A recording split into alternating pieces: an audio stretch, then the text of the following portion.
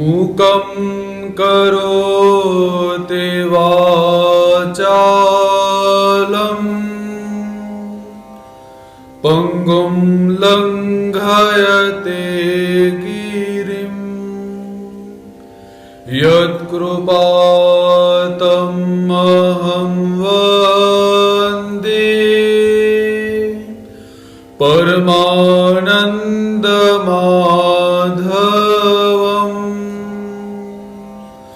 अनन्याश्चिन्तयन्तो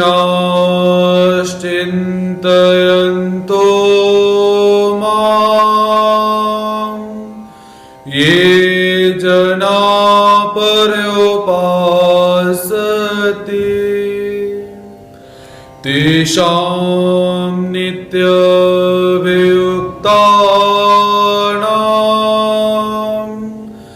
योगक्षेमं वहाम्यहम्। अज्ञानतिमिरान्धस्य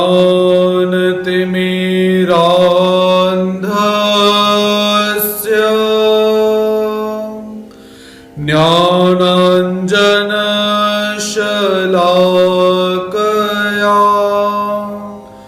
चक्षुरुन्मीलितं येन तस्मै श्री गुरुवे नमः। श्री गोपाल कृष्ण महाराज की जय।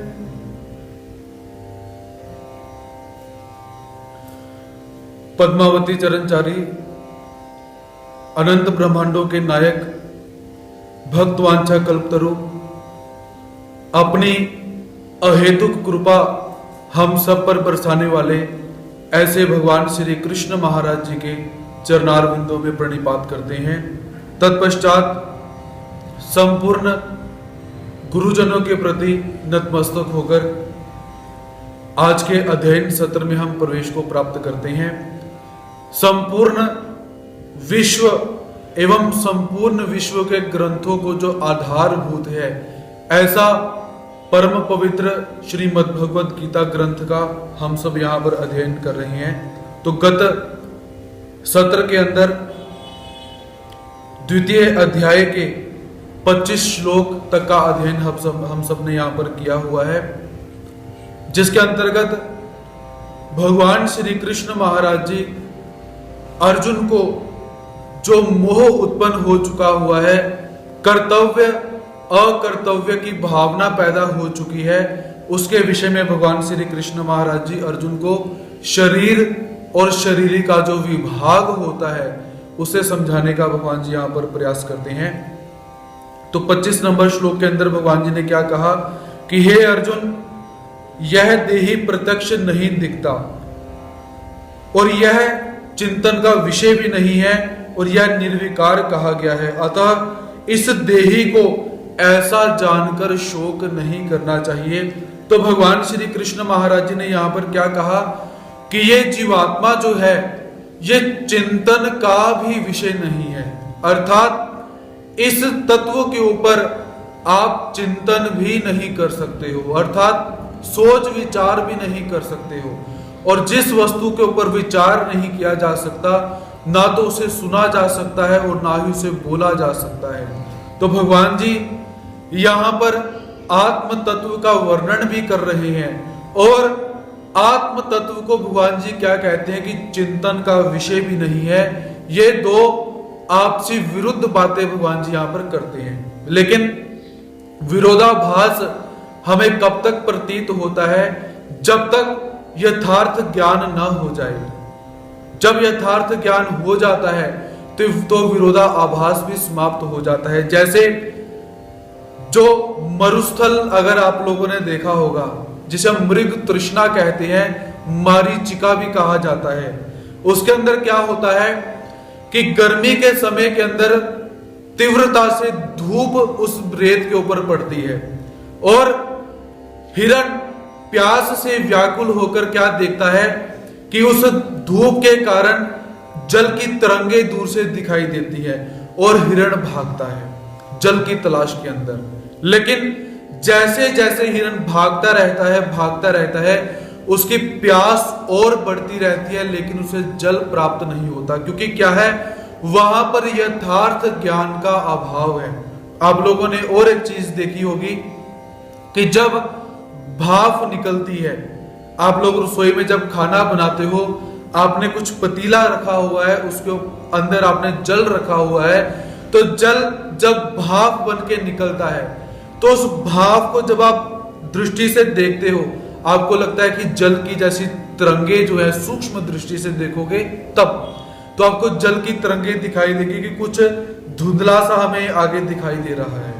तो वैसे ही जब तक यथार्थ ज्ञान न हो जाए तो हम कैसे हैं उस हिरण की न्यायी, कि जो उस जल को प्राप्त करना चाहता है, जो जल वास्तव में है ही नहीं। जो जल कैसा है, अभाव मात्र दिखाई देता है, असत जो भगवान जी ने कहा हुआ है, मिथ्या, ऐसे जल को प्राप्त करने के लिए जीवात्मा उद्यत होता है। तो इसीलिए भगवान जी यहां पर विरुद्ध बातें करते हैं कि जीवात्मा अयम अचिंत्योयम, ये चिंतन करने का विषय भी नहीं है, लेकिन फिर भी परमात्मा वाणी के माध्यम से उस आत्म तत्व को समझाने का यहाँ पर प्रयास कर रहे हैं। तो भगवान जी आगे अर्जुन को और विस्तार के अंदर समझाने के लिए भगवान जी क्या कहते हैं,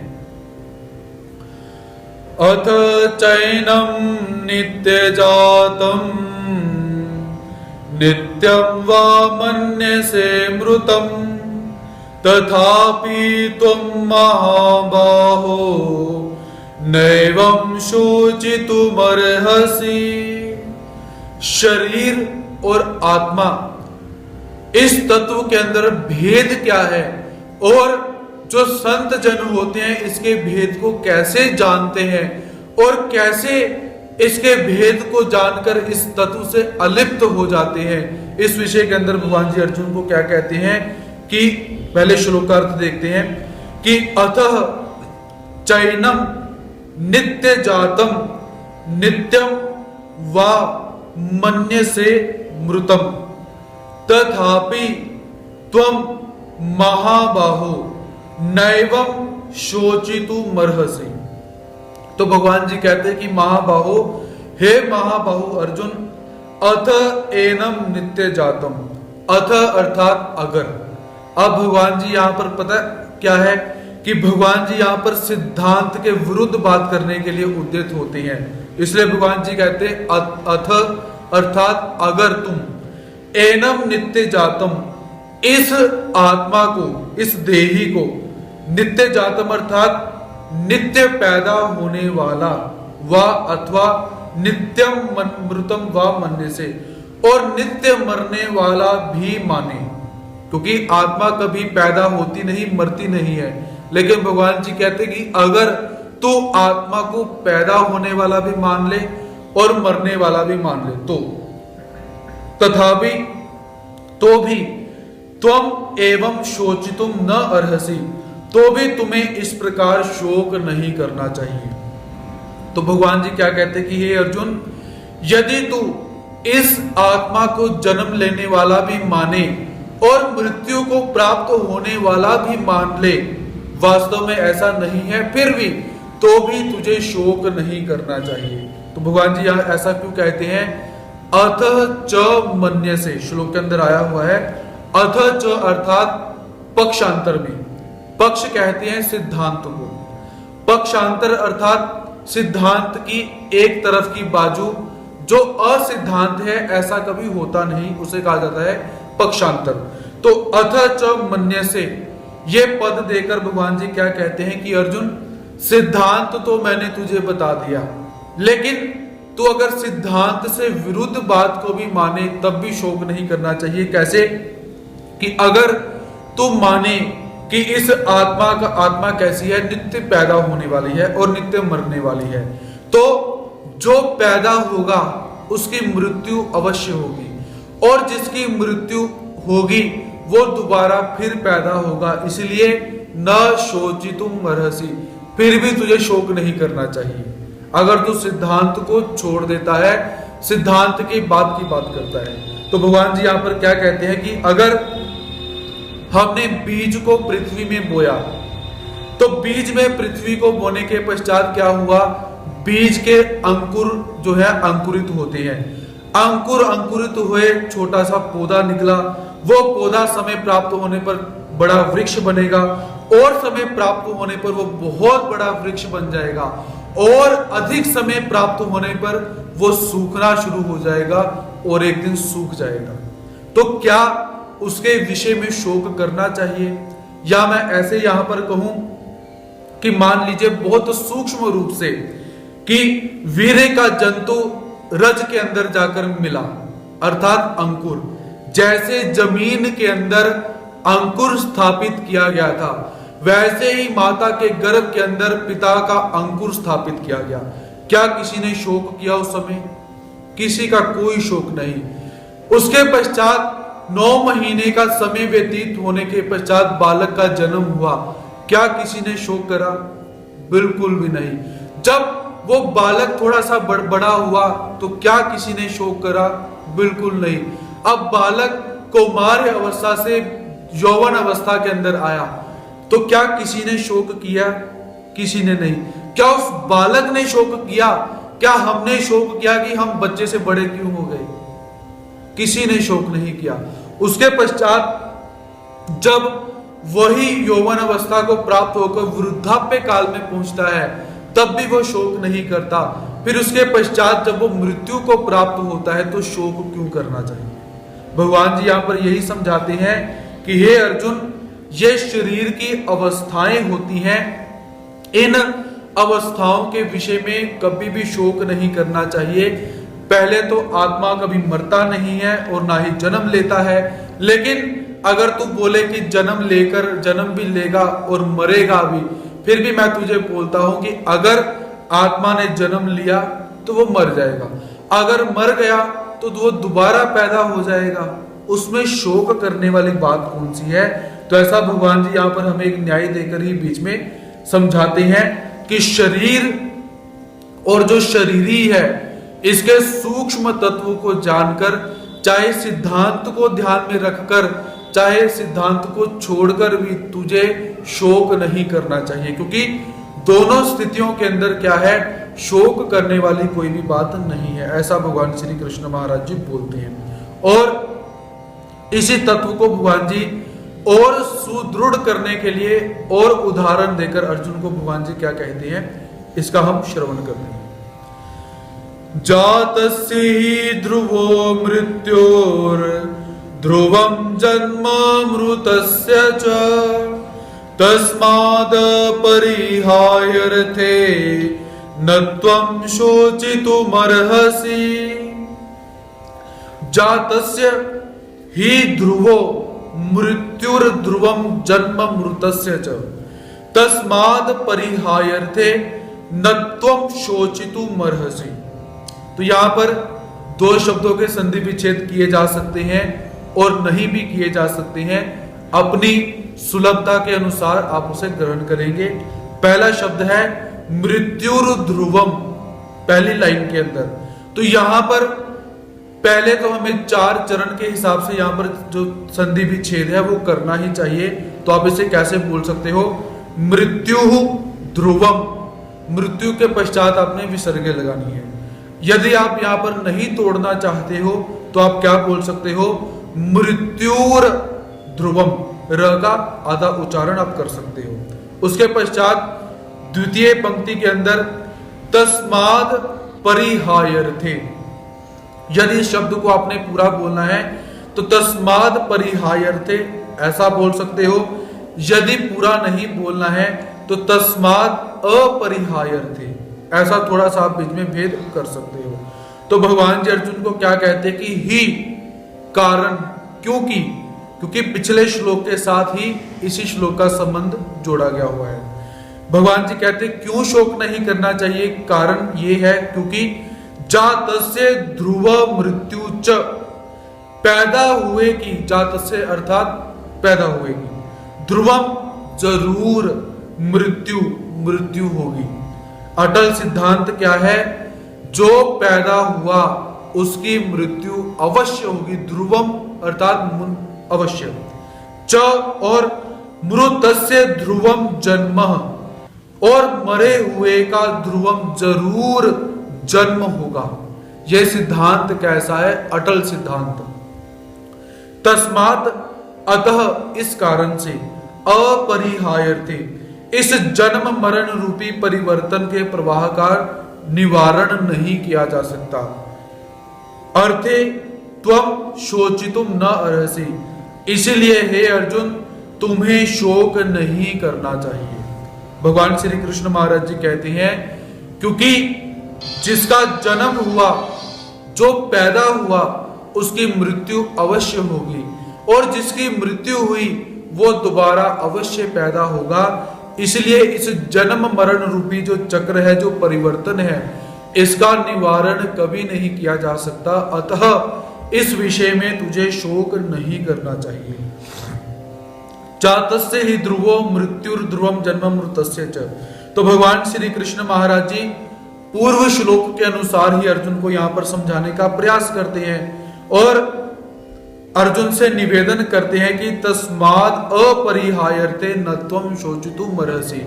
इस विषय को जानकर जन्म और मृत्यु के सत्य और केवल सत्य विषय को जानकर तुझे जो शोक है वो नहीं करना चाहिए। क्योंकि शोक करने का विषय क्या है? ये धृतराष्ट्र के पुत्र मर जाएंगे, हमारे स्वजन मर जाएंगे, संबंधी मर जाएंगे, ये शोक की भूमिका है। इस भूमि से शोक उत्पन्न हुआ।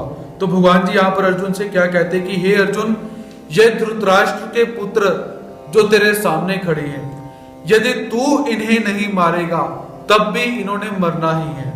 समय प्राप्त होने पर इन्होंने मरना ही है, क्योंकि इनका जन्म हुआ है। और तुम्हारे पास ऐसा कोई उपाय नहीं है जो इनको जिंदा रख सके, फिर शोक क्यों करता है?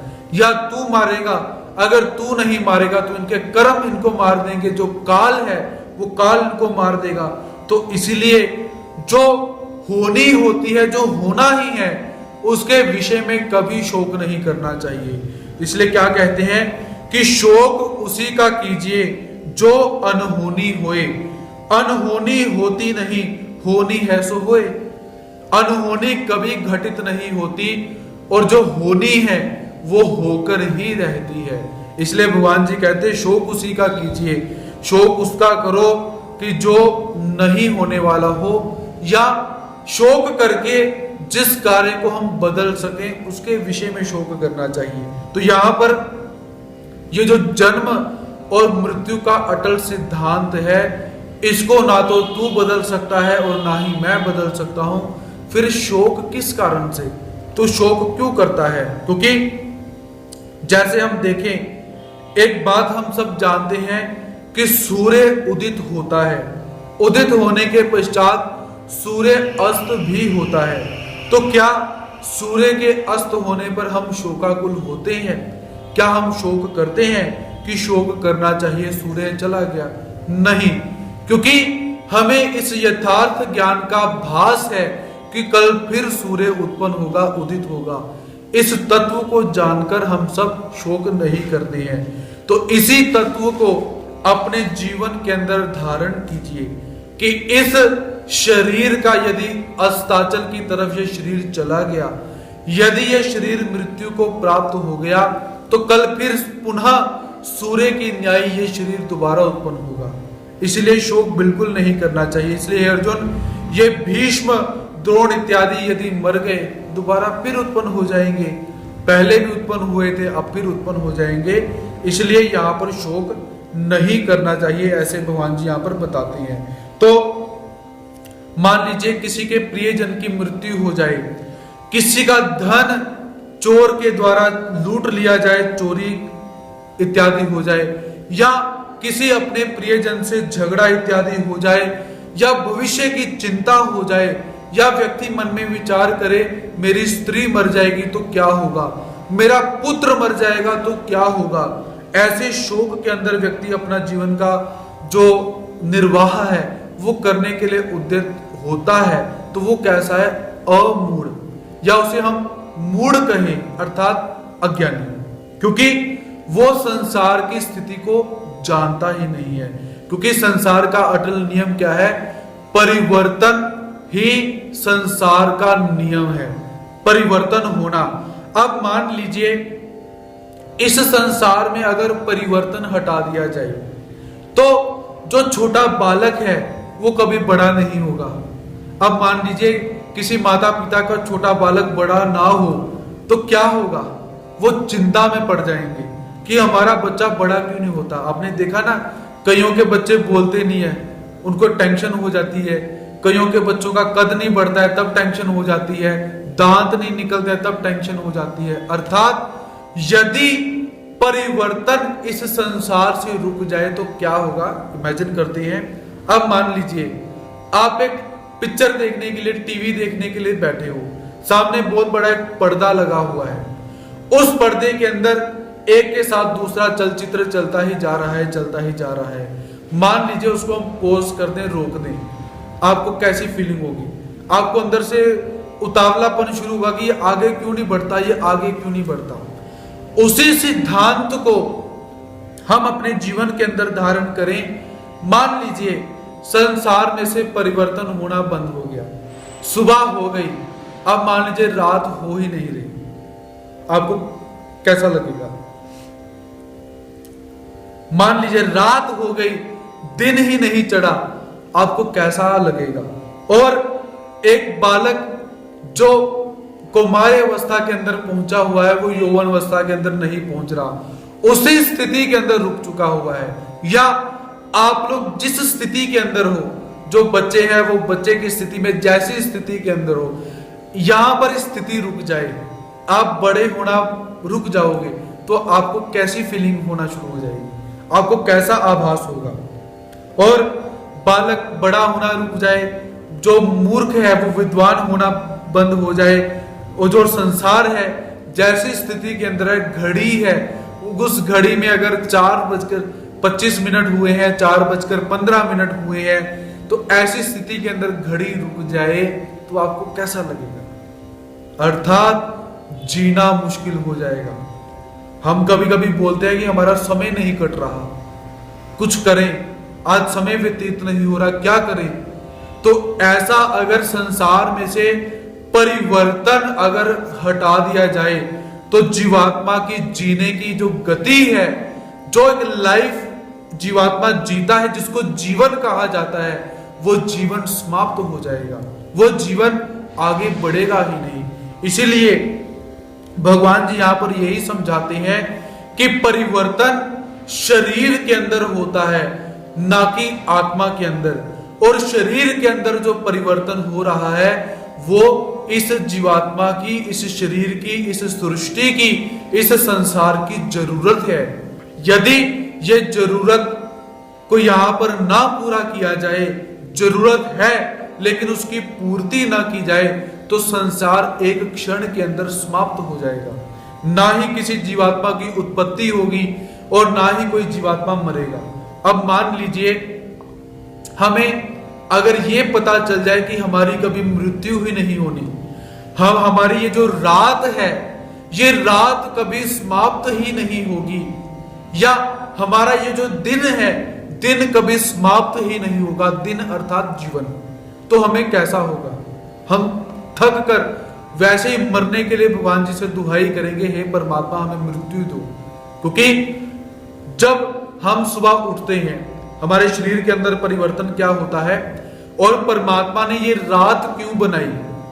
अगर परमात्मा दिन ही बना देते, रात परमात्मा ना बनाते, या परमात्मा जन्म लेना बना देते, परमात्मा मृत्यु ना बनाते, अगर हम विचार करें तो उसमें क्या होना था कि सुबह जब हम उठते हैं, उठने के पश्चात क्या हुआ, हमारा शरीर बिल्कुल फ्रेश है, इस समय आंखें बिल्कुल फ्रेश है, कान बिल्कुल फ्रेश है, मन बिल्कुल अच्छी तरह से प्रसन्न है, काम करने की पूरी शक्ति हमारे अंदर है। तो जैसे जैसे हमारा दिन ढलता जाता है, जैसे जैसे हमारा दिन व्यतीत होता है, तो उसमें क्या है, हमारा शरीर थकना शुरू हो जाता है, आंखें भी थक जाती हैं, कान भी थक जाते हैं, मुंह भी थक जाता है। कईयों का मुंह भी नहीं थकता, चलता रहता है, वो बोलने के विषय में ले लो या खाने के विषय में ले लो, तो मुंह भी थक जाएगा और शरीर की इंद्रियां भी थक जाएगी। और शरीर अब क्या कहता है कि अब मुझे विश्रांति चाहिए, क्योंकि शरीर की वो जरूरत है। मान लीजिए परमात्मा ने अगर रात न बनाई होती तो क्या होता?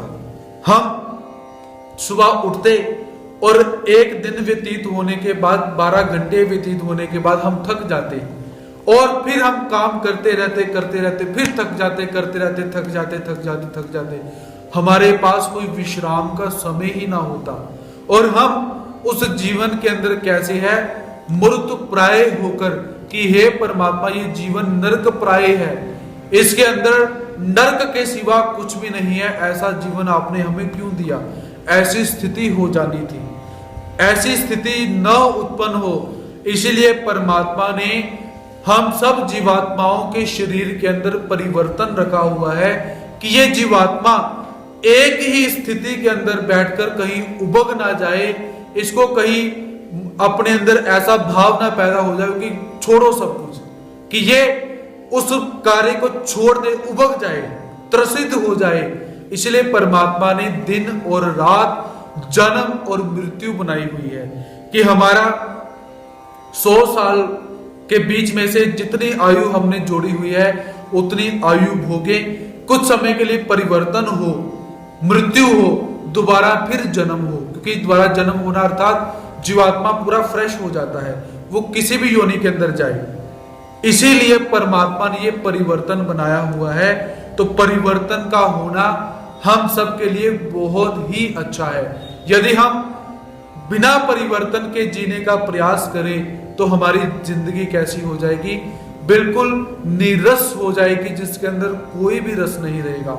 मान लीजिए आप 24 घंटे खाना खाते रहो, अब भगवान जी ने 3 टाइम तो भूख लगाई, लेकिन मान लीजिए परमात्मा कुछ ऐसा चाबी देकर रखते कि 24 घंटे खाते रहो, तो क्या होना था? उस भोजन का रस समाप्त हो जाना था। इसीलिए परमात्मा ने उसके अंदर भी समय रखा है कि जीवात्मा को अगर उसने सुबह अच्छी तरह से भोजन किया तो 4-5 घंटे के बाद उसे दोबारा भूख लगे। भूख और प्यास के बीच में मध्यांतर परमात्मा ने कुछ समय रखा हुआ है। अगर वो भी समय ना होता तो हमें खाने का आनंद भी प्राप्त ना होता, सोने का आनंद भी प्राप्त ना होता, जागने का आनंद भी प्राप्त ना होता। अब मान लीजिए जो इस शरीर की अवस्थाएं हैं, उन अवस्थाओं का भी एक आनंद कहें, या जो एक आप उसे मस्ती बोल सकते हो, या एक शरीर की एक खुशी बोल सकते हो, वो भी ना होती। क्योंकि जो प्रसन्नता एक बच्चे को बचपन में प्राप्त होती है, वो प्रसन्नता उसे जवानी के अंदर प्राप्त नहीं होती, और जो भाव उसे यौवन अवस्था के अंदर प्राप्त होते हैं वो बचपन के अंदर नहीं, और जो भाव बचपन और यौवन अवस्था के अंदर है वो वृद्धाप्य काल के अंदर नहीं। क्योंकि इन स्थितियों के अंदर जो प्रसन्नताएं हमें प्राप्त होती हैं, जो भावनाएं हमारी होती हैं, वो अलग अलग रहती हैं। क्योंकि भावनाएं कैसी हैं? आप स्थिति के अनुसार भावनाओं में भी परिवर्तन होता है। भावनाएं अर्थात एक भाई की अपनी बहन के प्रति भावना अलग रहेगी, उसके अंदर जो फीलिंग होगी वो अलग प्रकार की फीलिंग रहेगी। एक माता की अपने पुत्र के प्रति जो फीलिंग होगी, जो भाव होगा, वो अलग रहेगा। एक पिता का अपने पुत्र के प्रति जो भाव है वो अलग रहेगा। आप सब इस भाव को अच्छी तरह से महसूस कर सकते हो। और एक पति का अपनी पत्नी के प्रति जो भाव होगा, वो फीलिंग अलग रहेगी। और जिनके दादा दादियां हैं, उस अपनी दादी के प्रति अपने जो पौत्र है, जिसे हम क्या बोलते हैं, पौत्र हिंदी में बोला जाता है, या नाना नानी है, जिनके हैं, जो अपने दादा दादी से मिले हैं, नाना नानी से मिले हैं, जो बच्चे का भाव अपनी दादी के प्रति रहता है, दादी का अपने बच्चे के प्रति रहता है, वो फीलिंग्स जिन्होंने महसूस की है वो जान सकते हैं कि जो इन सबको अपने रिश्तेदारों को मिले हुए हैं। तो भगवान जी यहाँ पर यही निवेदन करते हैं कि मान लीजिए जो जैसे सृष्टि का आरंभ हुआ, कोई भाई बन गया, कोई बहन बन गया, कोई माता बन गया, कोई पिता बन गया, कोई दादा दादी बन गया। सृष्टि का आरंभ हुआ। अब जैसी सृष्टि का आरंभ हुआ वैसी ही सृष्टि रहेगी। तो उसी एक भाव के अंदर सारे के सारे उबग जाएंगे। इसीलिए वो त्रस पैदा ना हो, जीवात्मा उबग ना जाए किसी एक चीज से। इसलिए परमात्मा ने ये बीच में परिवर्तन रखा हुआ है। तो यही बात परमात्मा अर्जुन को और हम सबको समझा रहे हैं कि देह और देही का जो सूक्ष्म विभाग है उस विभाग को समझो, और जो इस शरीर और शरीरी के विभाग को समझ जाता है वो साधु हो जाता है, वो संत बन जाता है, और अधिक जानने की आवश्यकता नहीं। ये दो तत्व ही अगर जीवात्मा अच्छी तरह से जान ले कि मैं कौन हूं, क्या मैं शरीर हूं, अगर मैं शरीर हूं तो मैं बुरे कार्य क्यों करता हूं, यह भी बुद्धि का उल्लेख पैदा होगा। और जब हम अपने आप को विचार करेंगे कि नहीं मैं शरीर नहीं हूं, मैं आत्मा हूं, और आत्मा कभी भी बुरे कामों के लिए प्रवृत्त नहीं होती, क्योंकि आत्मा जानती है, आत्मा जानता है कि यदि ये बुरा कार्य करा तो इसका फल भोग भी मुझे ही भोगना पड़ेगा। और शरीर कैसा है, शरीर कहता है कि जो भी बुरा कार्य करना है करो, भोगना तो आत्मा नहीं है। ऐसी बुद्धि जब भेद को अभेद बना देते हैं, हम समझते नहीं, हम कहते हैं कि ये शरीर ही मैं हूं, जो आनंद की वस्तु मिली उसे करो, ऐश करो, परमात्मा का भजन ना करो, जो खाने के लिए मिला उसे खाओ, जितना सोने का समय मिला उतना सोने के लिए उद्यत हो जाओ। ऐसी स्थिति के अंदर जो जीवात्मा शरीर और शरीरी के भेद को नहीं जानता है वो नित्य नरकों के अंदर और नरकों के अंदर प्रवेश को प्राप्त करता है। ऐसा भगवान श्री कृष्ण महाराज जी अर्जुन को समझाते हैं। और भगवान श्री कृष्ण महाराज जी क्या कहते हैं, अव्यक्तादीनि भूतानि व्यक्त मध्यानि भारत अव्यक्त निज्ञान्येव तत्र क परिदेवना। अव्यक्तादीनि भूतानि व्यक्त मध्यानि भारत अव्यक्त निज्ञान्येव तत्र क परिदेवना।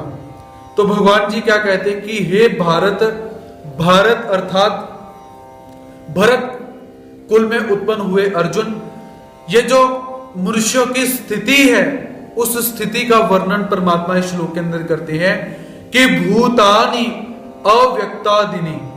भूतानि अर्थात ये सभी प्राणी कैसे हैं, अव्यक्तादीनि, जन्म से पहले अप्रगट थे। जन्म से पहले जीवात्मा कैसा था, अप्रगट अर्थात अदृश्य, अव्यक्त निज्ञानी, और मरने के बाद भी ये कैसा हो जाएगा, अप्रगट हो जाएगा, अदृश्य हो जाएगा। व्यक्त मध्यानि एव, केवल बीच में ही ये व्यक्त होता है, दिखाई देता है। तत्र परिदेवना का, इसके बीच में शोक करने वाली बात ही क्या है। भगवान जी कहते कि हे अर्जुन, ये जो प्राणी है जब इसका जन्म नहीं हुआ था, जन्म से पहले भी ये अव्यक्त स्थिति के अंदर था और मरने के बाद भी अव्यक्त स्थिति के अंदर चला जाएगा। तो इस विषय के अंदर परिदेवना अर्थात शोक क्यों करना है, ऐसा भगवान जी यहां पर बोलते हैं। तो भगवान जी ने यहां पर स्थिति क्या बताई कि जब तक किसी शरीर का जन्म नहीं हुआ तब तक वो शरीर उस समय है ही नहीं, लेकिन जो शरीरी है, जो आत्मा है, वो है। वो कैसे है, अव्यक्तादीनि भूतानि, देखने के लिए, सुनने के लिए, समझने के लिए, जानने के लिए वो सबके सब कैसे हैं, पहले अप्रगट हैं। जब तक जीवात्मा व्यक्त नहीं होता, जन्म नहीं लेता, तब तक हम उसे ना सुन सकते हैं, ना देख सकते हैं, ना उसके साथ बोल सकते हैं, ना जान सकते हैं। और ऐसी स्थिति के पश्चात क्या है, अव्यक्त निज्ञानेव, वे सब प्राणी कैसे हैं, मरने के बाद भी अप्रगट हो जाएंगे। लेकिन व्यक्त मध्यानि, बीच में ये जो स्थिति हम इस समय देख रहे हैं, ये कैसे हैं, इस समय हम सब प्रकट हैं। तो भगवान जी कहते हैं इस विषय के अंदर जो दुख करना है उसका कारण क्या है, क्योंकि पहले अप्रगट हैं, बीच में प्रकट हुए, बाद में फिर अप्रगट हो गए, फिर प्रकट हुए, फिर अप्रगट हो गए, फिर प्रकट हुए, फिर अप्रगट हो गए। अर्थात दिन हुआ, रात चढ़ी, फिर दिन हुआ, फिर रात आई, फिर दिन हुआ, फिर रात आई। इसमें ऐसा एक आधा कारण तो मुझे बता जिसके कारण तू शोक करता है। भगवान जी किस भूमि को लेकर चल रहे हैं, शोक को, कि अर्जुन ऐसा एक भी मुझे फैक्ट ऐसा बता दे कि जिसके कारण मुझे भी पता चले तू दुखी क्यों हो रहा है, दुखी होने का कारण क्या है, ऐसा भगवान जी यहां पर बोलते हैं। और ये जो भीष्म द्रोण इत्यादि तुझे आज प्रकट रूप के अंदर दिखाई देते हैं, तो जब तू इन्हें मार देगा, जब ये मर जाएंगे तो कैसे हैं, ये सारे के सारे अप्रकट हो जाएंगे, अदृश्य हो जाएंगे, आंखों से ओझल हो जाएंगे, लेकिन तब भी हैं। और जब इनका दोबारा जन्म हो जाएगा तो ये दोबारा आंखों के सामने आ जाएंगे। तो इसमें शोक करने वाली बात क्या है, ऐसा भगवान जी यहां पर अर्जुन को समझाते हैं कि ये कैसे है। असत वस्तु का कभी नाश नहीं होता, असत वस्तु का नाश होता है और सत वस्तु का कभी नाश नहीं होता। सत वस्तु जैसी की तैसी रहती है, असत वस्तु के अंदर परिवर्तन होता है। ऐसा भगवान जी अर्जुन को यहां पर समझाने का दोबारा प्रयास करते हैं। और जो आदि और अंत में नहीं होता वो बीच में भी नहीं रहता। अब मान लीजिए जो आत्मा है उसका आदि भी है, उसका अंत भी है, तो वो बीच में भी एक जैसी नहीं रहेगी। सिद्धांत क्या कहता है, जो जीवात्मा तत्व है या कोई भी वस्तु है जिसका आदि और अंत कहा जाता है, उसका मध्य भाग भी होगा। मान लीजिए हम एक लाइन को यहां से दूसरी लाइन खींचते हैं पेंसिल से, हमने तो पेंसिल लेकर टोक जो है, जो पॉइंट ए पॉइंट से बी पॉइंट तक उस लाइन को हमने खींचा, लेकिन ऑटोमेटिक क्या है, बीच में एक सेंटर ऑटोमेटिक अपने आप बन जाता है। A B, first point A हो गया, सेकंड पॉइंट बी हो गया और सी पॉइंट बीच का। ये एक फैक्ट है, जब आदि होगा अंत होगा तो उसका बीच का पॉइंट भी रहता है। तो मांडुक्य उपनिषद की कारिका में हमें ये वस्तु प्राप्त होती है, आदा वंते च यन नास्ति वर्तमानोपि तत् तथा, कि जिसका आदि है, जिसका अंत है, उसका मध्य भाग भी अवश्य रहेगा। तो आत्मा का स्टार्टिंग पॉइंट क्या है, अदृश्य रहना, और अंत का पॉइंट क्या है, अदृश्य रहना, और बीच का पॉइंट क्या है, व्यक्त होना, दृश्य हो जाना। तो इस विषय के अंदर शोक क्यों करना, ना तो ए पॉइंट मरेगा, ना बी मरेगा, ना ही सी मरेगा, अदृश्य अवश्य हो जाएंगे। अब इसको हम एक और तरीके से समझ सकते हैं कि जैसे हमने एक लाइन खींची पेपर के ऊपर, पेंसिल से लाइन खींची, उसको फर्स्ट पॉइंट को नाम दिया ए, सेकंड को नाम दिया बी और सेंटर पॉइंट को नाम दिया सी। हमने उस आंखों को देखा, शब्दों के माध्यम से पढ़ा और समझा कि ऐसे ऐसे एक लाइन है। फिर हमने कुछ समय के पश्चात रबड़ लेकर, इरेजर लेकर उस लाइन को मिटा दिया, वो लाइन अदृश्य हो गई। क्या वो ए बी सी पॉइंट खत्म हो गए? वो तब भी है, लेकिन हमारी आंखों से ओझल हो चुके हैं, हम उन्हें कभी भी दोबारा फिर ड्रॉ कर सकते हैं, बना सकते हैं। यही बात भगवान जी अर्जुन को बोलते हैं कि अव्यक्तादिनी भूतानि व्यक्त मध्यानि भारत अव्यक्ता निद्रा नेव तत्रा का परिदेवना, कि आरंभ भी है, अंत भी है, मध्य भी है, और ये कैसा है, नित्य निरंतर रहेगा ही रहेगा। तो शोक किस कारण से, ये शोक मुझे बता, ऐसा भगवान श्री कृष्ण महाराज जी अर्जुन से निवेदन करते हैं। आश्चर्यवत् पश्यति कश्चिदेनम्, आश्चर्यवद् वदति तथैव चान्यः, आश्चर्यवच्चैनमन्यः शृणोति श्रुत्वाप्येनं वेद न चैव कश्चित्। ये उपजाति के अंदर छंद है, इसलिए इसकी जो तर्ज है थोड़ी सी अलग है। तो आश्चर्यवत् पश्यति कश्चिदेनम, यहां पे पहला पद खत्म, उसके पश्चात दूसरा आश्चर्यवद वदति तथैव चान्यः।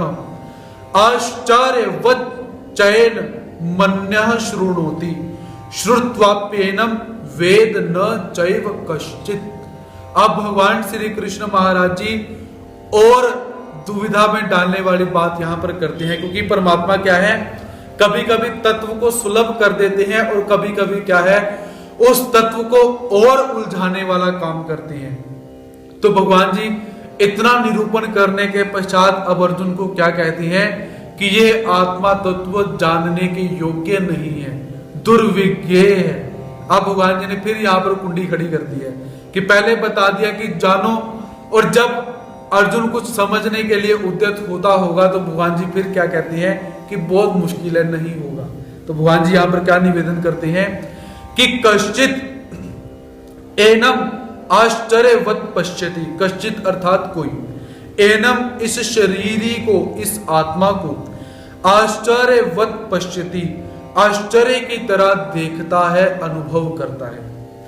च तथा एव अन्य, च अर्थात और, तथा वैसे ही, एव ही अन्य दूसरा कोई, आश्चर्यवत् वदति इस आत्मा तत्व को आश्चर्य की तरह वर्णन करता है।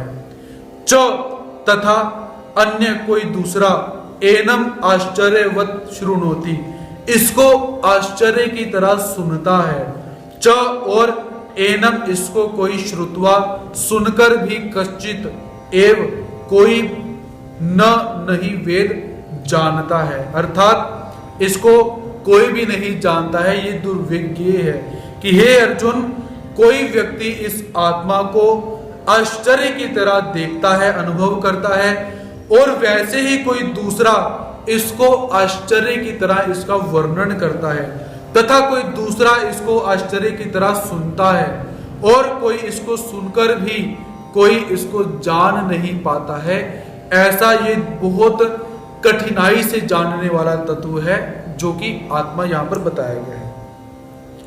आश्चर्यवत् पश्यति कश्चिदेनम, इस देही को कोई आश्चर्य की तरह जानता है। तात्पर्य कि यहां पर जानना और देखना, ध्यान से श्रवण कीजिए, ये तत्व अगर थोड़ा सा भी आपका ध्यान हटता है आपको समझने में दिक्कत हो जाएगी, फिर आप उसी दुविधा के अंदर रहोगे कि जान सकते हैं या नहीं जान सकते हैं, भगवान जी क्या कहना चाहते हैं। इसलिए बिल्कुल ध्यान देकर, एक समय भी आपका लक्ष्य इधर से उधर नहीं होना चाहिए।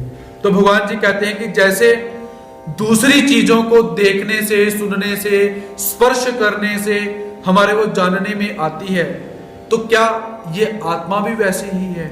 क्या आत्मा को देख सकते हैं, सुन सकते हैं, जान सकते हैं, सोच सकते हैं, स्मरण कर सकते हैं, या उसका अनुभव कर सकते हैं? क्या कर सकते हैं?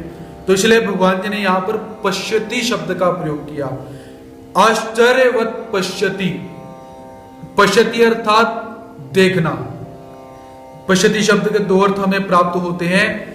जिन वस्तुओं को हम अपनी आंखों से देख सकते हैं उन वस्तुओं के लिए पश्यति शब्द का प्रयोग होता है। और दूसरा इसका अर्थ पश्यति अर्थात स्वयं के स्वयं अंदर जानना, अनुभव करना, उसे भी पश्यति यहां पर बोला जा सकता है। पश्यति अर्थात मान लीजिए आप स्वयं को समाधि के अंदर बिठाकर अपने अंदर ही चिंतन करते हो, अपने अंदर ही देखने का प्रयास करते हो कि आत्मा कैसी होती है, तो ऐसे भी पश्यति शब्द का यहां पर हम अर्थ देख सकते हैं। तो किसी वस्तु को देखने के लिए हम उस वस्तु को देखते कैसे हैं? क्योंकि आत्मा को भी हमने देखना है। तो क्या हम भौतिक साधनों से आत्मा को देख सकते हैं? तो देखने के लिए सबसे पहले क्या है, सबसे पहले जो देखने वाला मनुष्य है, दृष्टा, देखने वाला मनुष्य क्या होता है? दृष्टा, जो देखता है, उसकी उपस्थिति चाहिए। उसके पश्चात दृश्य वस्तु, जिस वस्तु को हमने देखना है वो वस्तु भी हमें चाहिए व्यक्त अवस्था के अंदर। उसके पश्चात देखने की शक्ति हमारी आंखों के अंदर भी होनी चाहिए और उस पदार्थ के ऊपर भी वो देखने की शक्ति होनी चाहिए, अर्थात प्रकाश, नेत्र की ज्योति और उस वस्तु के ऊपर प्रकाश का प्रकाशित होना। तो जब भी हम किसी वस्तु को देखते हैं, कोई वस्तु हमारे लिए व्यक्त होती है, तो उसमें 3 घटक जो हैं वो मुख्य रूप में भूमिका निभाते हैं। पहला घटक, हम स्वयं, देखने के लिए जो व्यक्ति है वो उसका स्वयं का अस्तित्व विद्यमान होना चाहिए।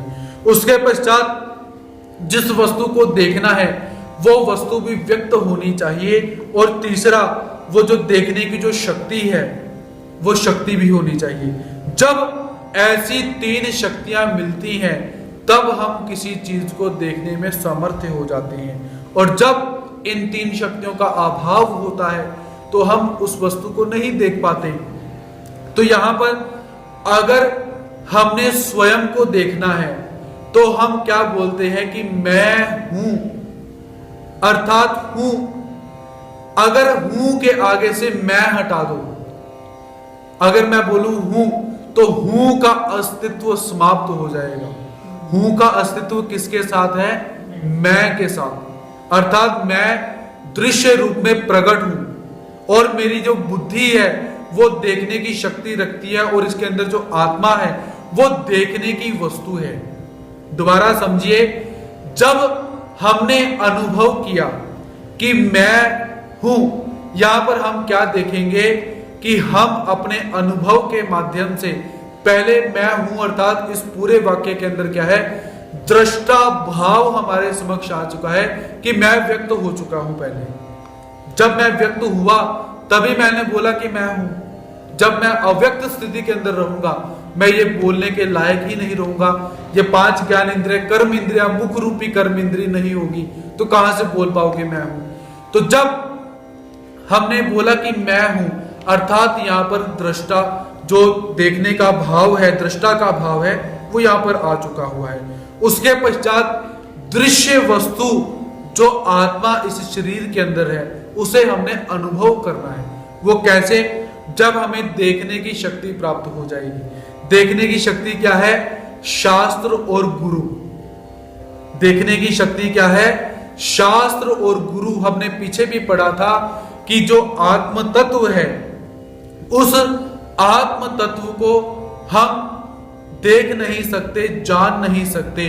तो भगवान जी ने पीछे भी श्लोक में कहा था कि किसी एक श्लोक में भगवान जी ने कहा है, श्रद्धावान लभते ज्ञानम तत्पर संयतेन्द्रिय।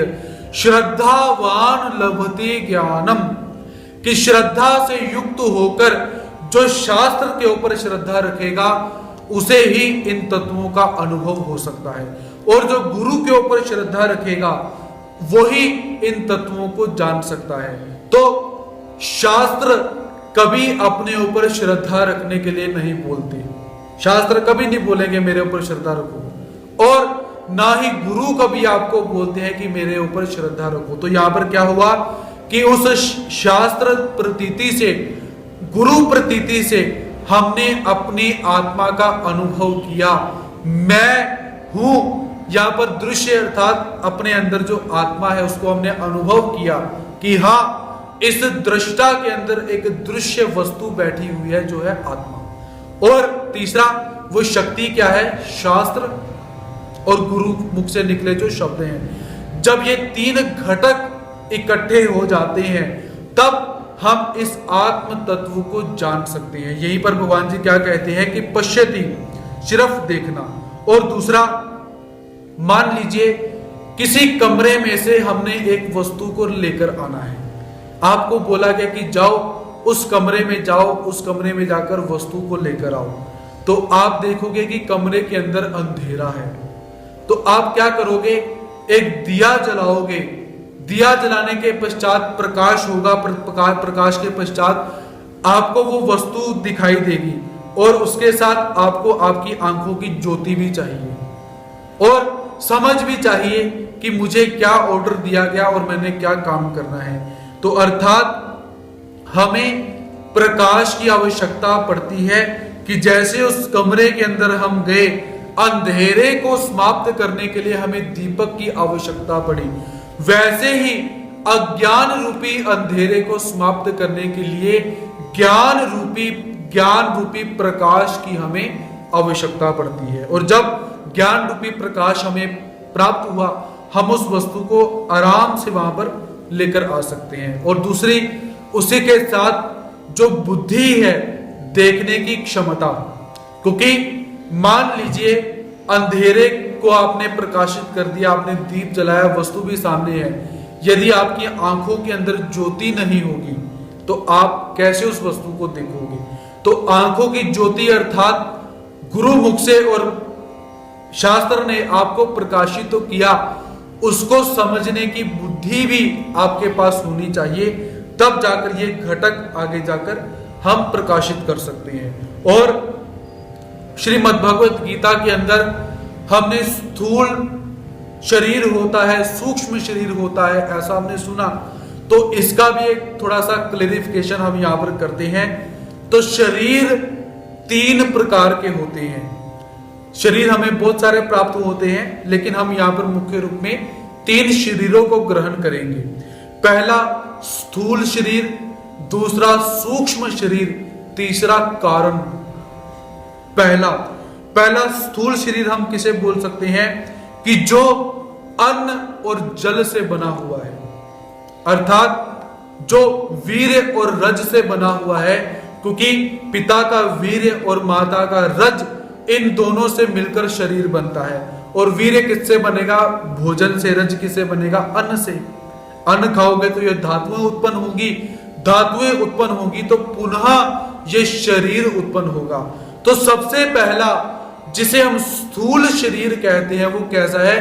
अन्न जल से उत्पन्न हुआ, वीर्य रज से उत्पन्न हुआ जो शरीर है, जिस शरीर को हमने यहाँ पे धारण किया है, इस शरीर को हम क्या बोलेंगे? स्थूल शरीर। उसके पश्चात सूक्ष्म शरीर हम किसे कहें?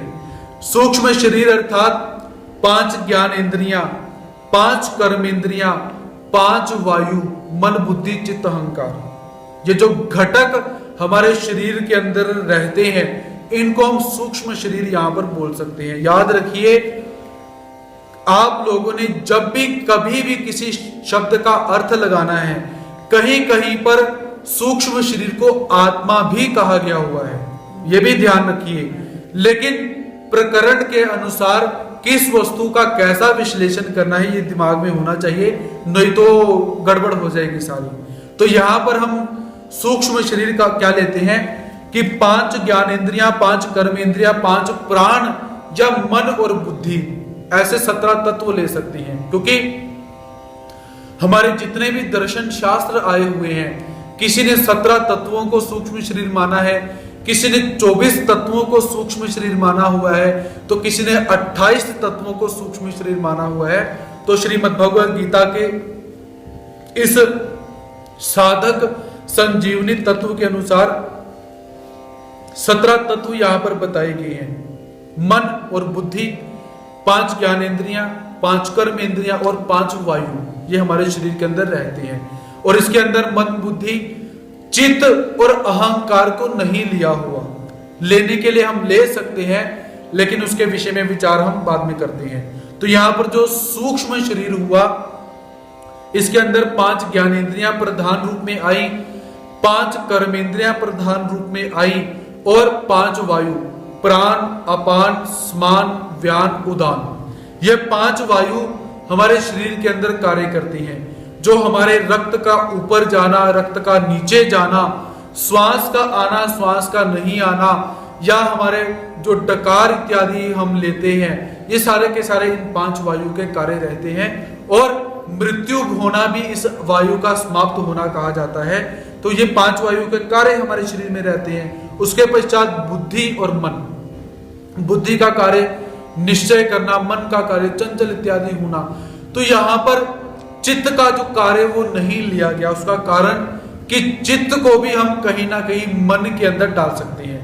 मन चंचल होना अर्थात आगे पीछे के ख्याल आना और फिर ख्याल आने के पश्चात मनुष्य का विचलित होना, इसीलिए चित्त को मन के अंदर ही लेकर उन्होंने चित्त का स्वतंत्र उच्चारण नहीं किया। उसके पश्चात अहंकार। अब अहंकार एक ऐसा तत्व है कि जो इस शरीर के अंदर स्वतंत्र घटक ना होकर एक भाव भंगिमा रूप में है।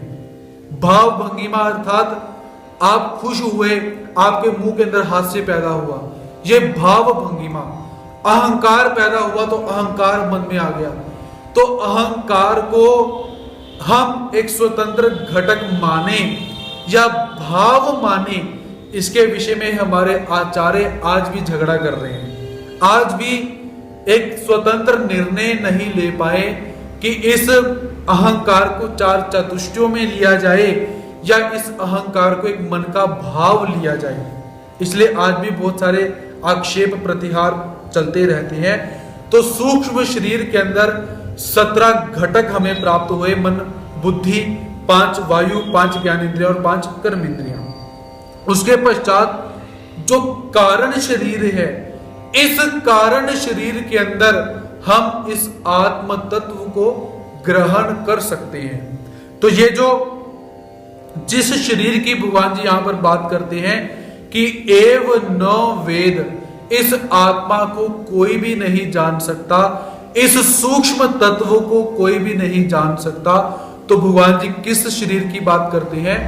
कारण शरीर की। क्योंकि स्थूल शरीर इन आंखों से या कानों से जाना जा सकता है, देखा जा सकता है, अनुभव किया जा सकता है स्पर्श के माध्यम से, और जो स्थूल शरीर रहता है वो भी इंद्रियों के माध्यम से उसका आभास किया जा सकता है। मान लीजिए आपको आंखों ने कहा कि देखते रहो उधर, अर्थात हमें अनुभव हुआ कि हमारे अंदर कुछ ऐसा बैठा हुआ है जो बोलता देखी जाओ उधर।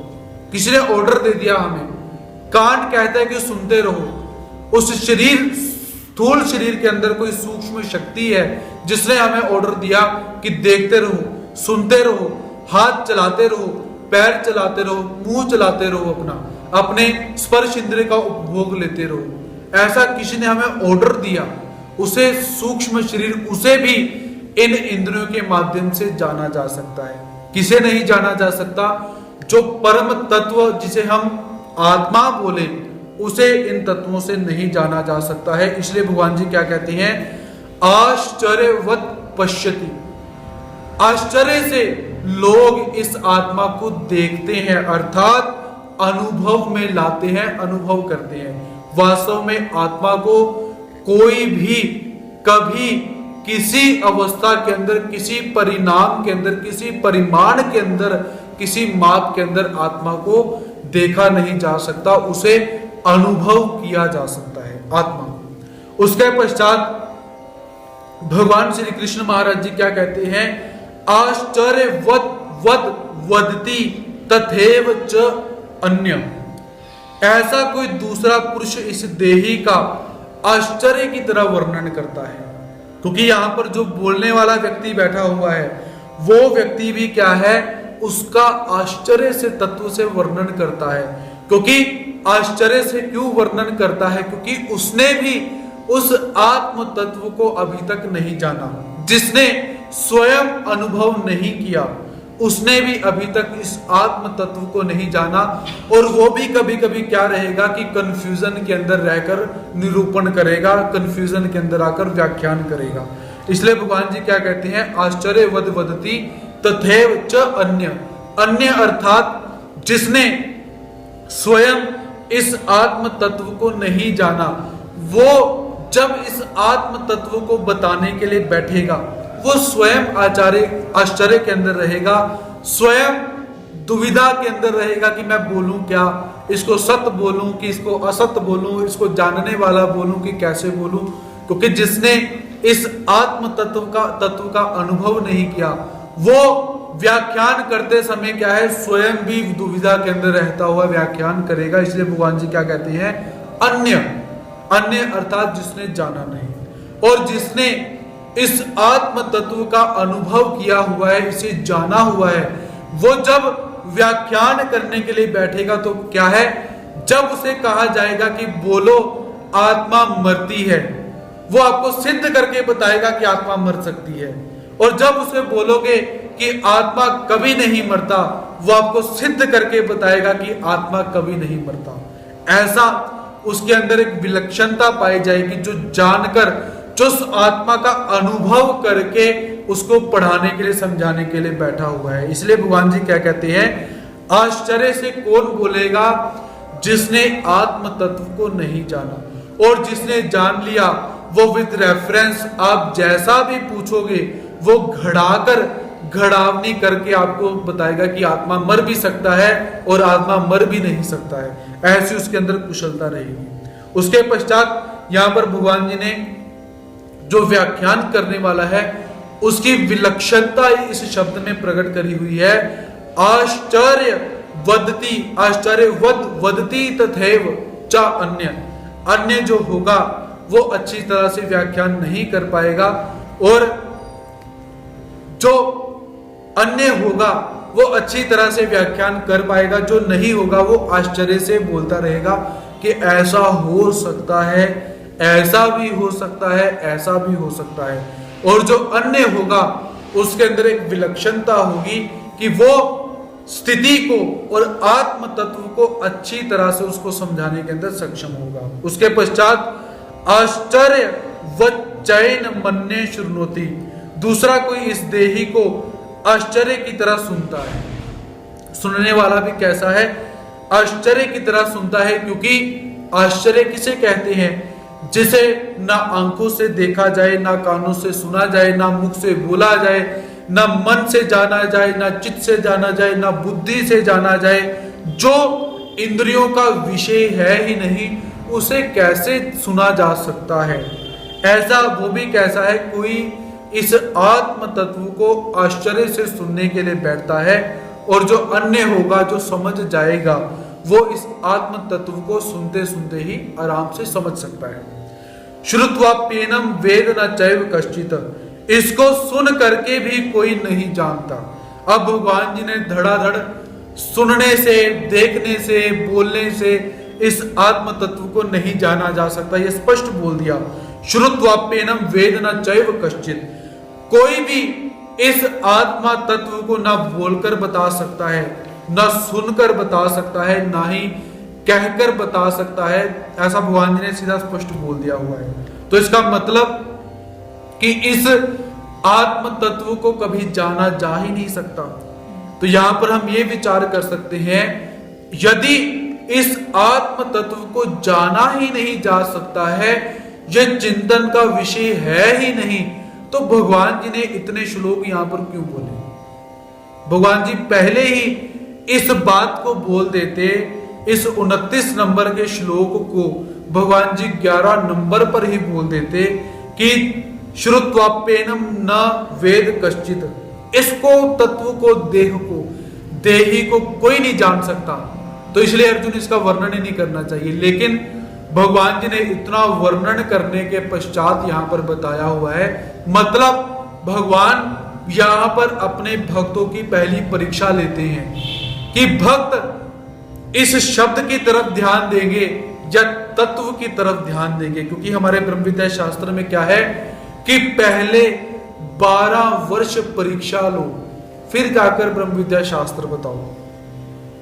ऐसा हमारे पक्षकार बोलते हैं कि 12 साल पहले परीक्षा लो, पहले टटोलो कि ये जो सुनने वाले यहां पर बैठे हैं ये सक्षम हो चुके हैं, ये सुनने की हिम्मत रखते हैं, उसको पचाने की हिम्मत रखते हैं, तब बताओ जाकर। तो भगवान जी यहां पर थोड़ी सी परीक्षात्मक बात यहां पर बोलते हैं कि श्रुत्वाप्येनम वेद न चैव कश्चित्, इस तत्व को कोई भी सुनकर बोलकर नहीं जान सकता है, ऐसा मैं मानता हूं। ऐसा भगवान जी यहां पर बोलते हैं। तो शंका हम यहां पर देख सकते हैं, तो क्या आत्म तत्व को हम बिल्कुल भी नहीं जान सकते? ऐसा नहीं। भगवान जी ने गीता में ही इसका उत्तर यहां क्या दिया हुआ है कि तत्विद्धि प्रणिपातेन परिप्रश्नेन सेवया, उपदेक्षन्ति ते ज्ञानम ज्ञानिनस् तत्वदर्शिना। भगवान जी क्या कहते हैं? तत्विद्धि प्रणिपातेन, यदि इस गुह्य तत्व को जानना है तो क्या है?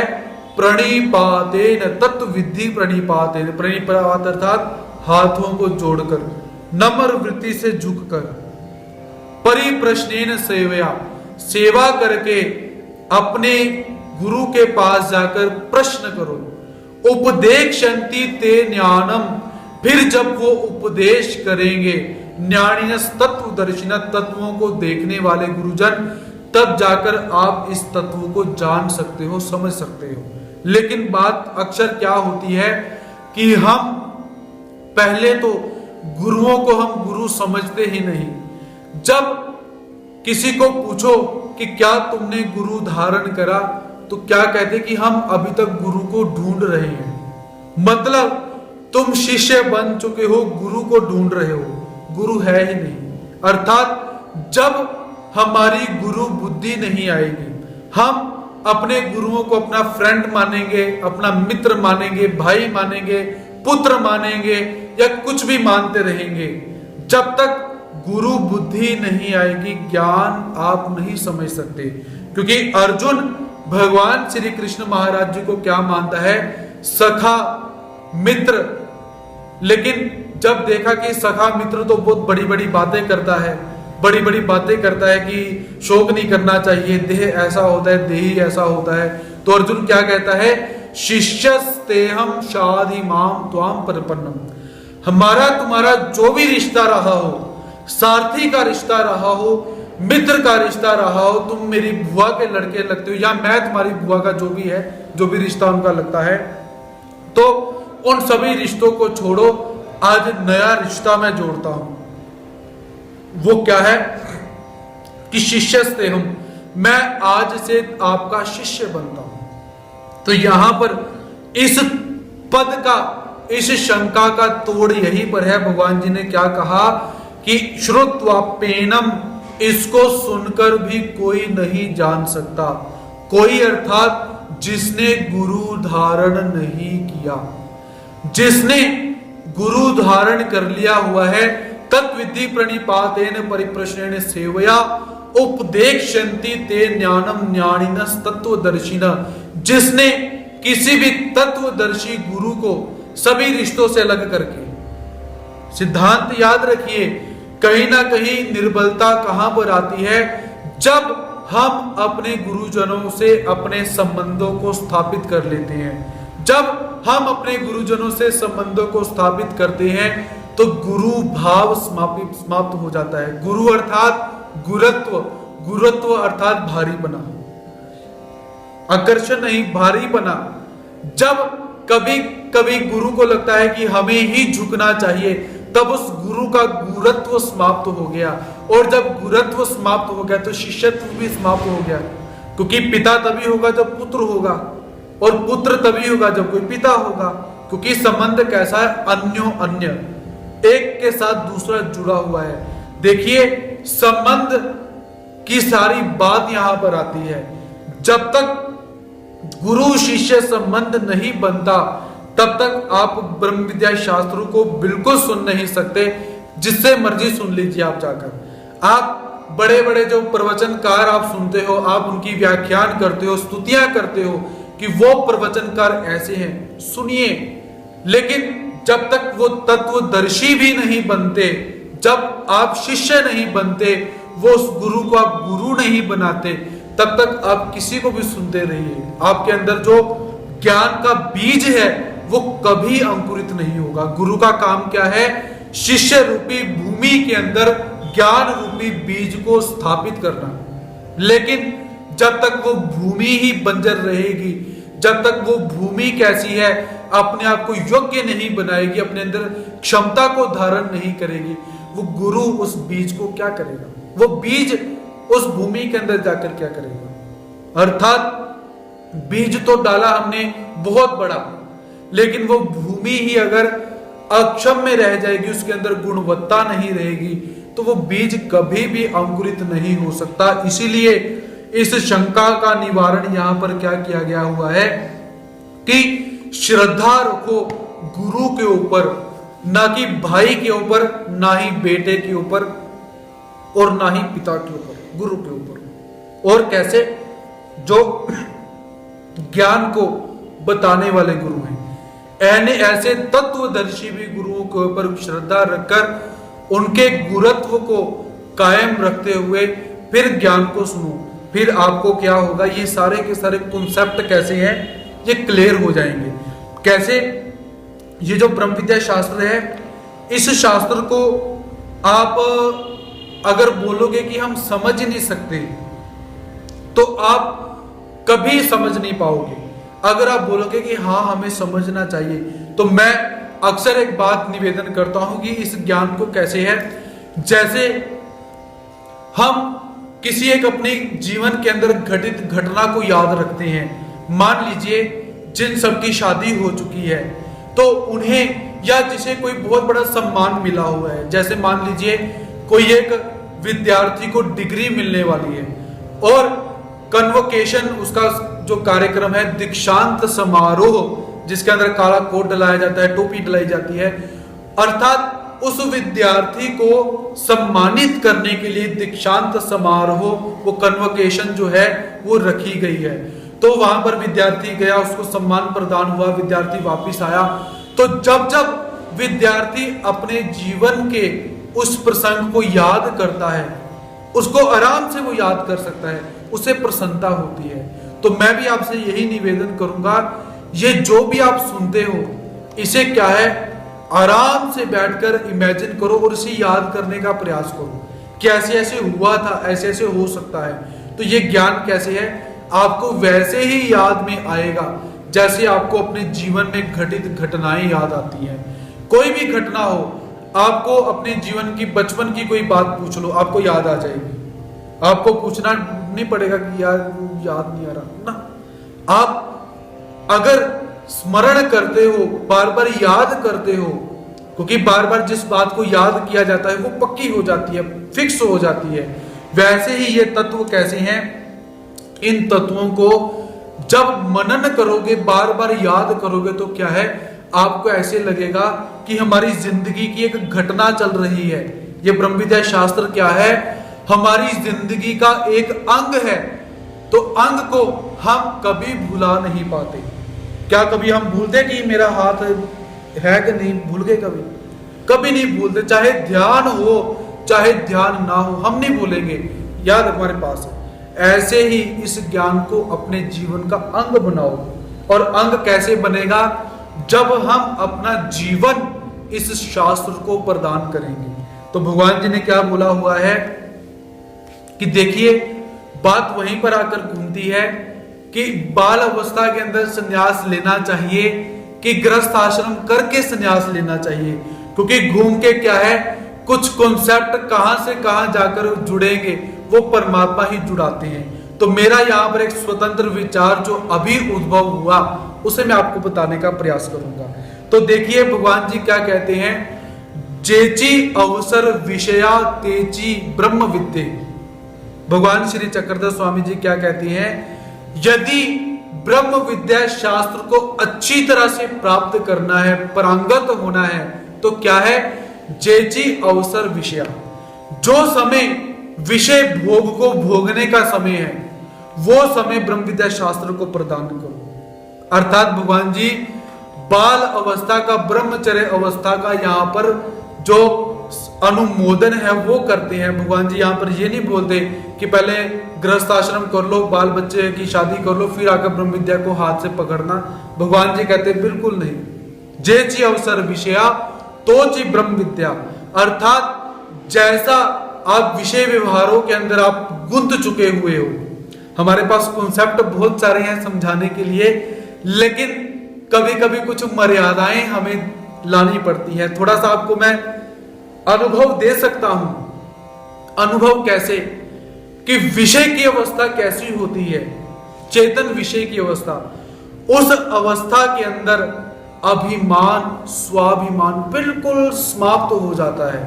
उस समय ध्यान सिर्फ उसी क्रिया के अंदर रहता है आदमी का, और उस क्रिया के अंदर इतनी तन्मयता हो जाती है, अहम भाव भी समाप्त और अभिमान भी समाप्त हो जाता है।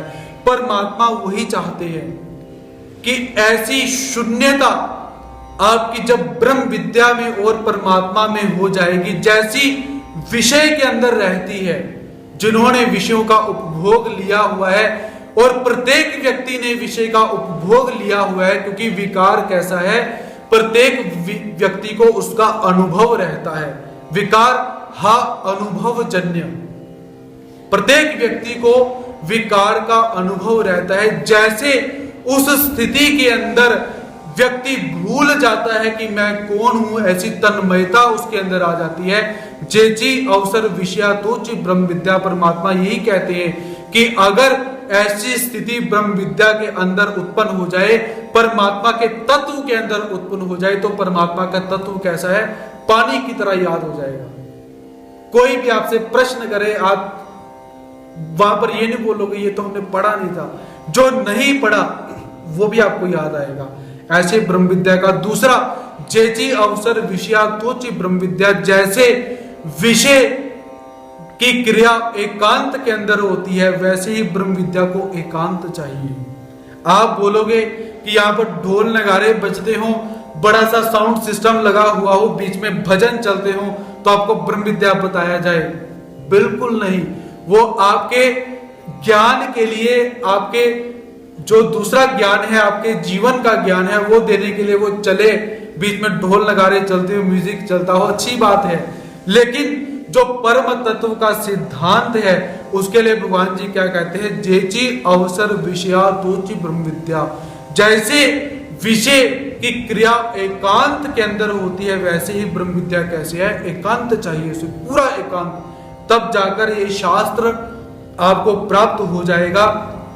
अब देखिए भगवान जी ने यहां पर एक वरदान दिया हुआ है, हमारे पक्षों में आया हुआ है कि देखिए आप लोग, बहुत सारे व्यक्ति, जिन महात्मा जिन्होंने बाल अवस्था के अंदर संन्यास ले लिया हुआ है, जिन्होंने गृहस्थ आश्रम में प्रवेश नहीं किया, बहुत सारे भक्त उनसे प्रश्न करते हैं कि आपको क्या मिला, आपने ऐसा क्यों किया, आपके जीवन के अंदर ऐसी कौन सी घटना हुई कि आपने इस संसार से आप विमुख हो गए। क्योंकि क्या होता है कि संसार के अंदर ये जो विकार है, इस विकार से यदि कोई साधक विमुख हो चुका है, उसकी पहले ही बहुत बड़ी बुराई। जब उसने अपने मन में विचार ही किया कि मैं परमात्मा की लाइन को चुनता हूं, मैं गृहस्थ आश्रम की लाइन में नहीं जाऊंगा, उसके लिए उसी समय तालियां बजनी चाहिए।